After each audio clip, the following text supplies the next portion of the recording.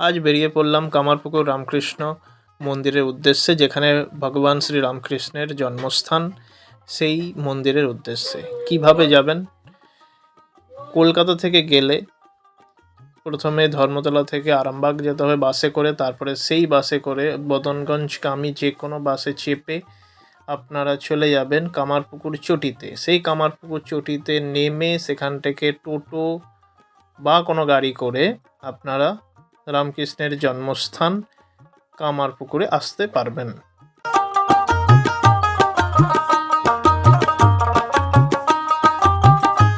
মন্দিরটি অপরূপ সুন্দর, কিন্তু মন্দিরে ছবি তোলা নিষেধ, তাই সেভাবে ছবি দেওয়া গেল না।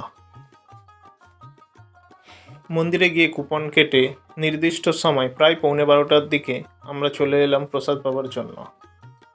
প্রথমে সাদা ভাত, জল এবং ভাতের ওপর একটি 5 মিশালি তরকারি, পরবর্তীকালে ডাল,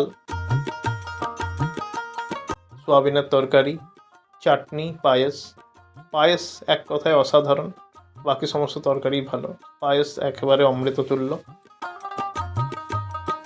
আপনারাও চলে আসতে পারেন এবং এখানে এই অমৃতের স্বাদ গ্রহণ করতে পারেন।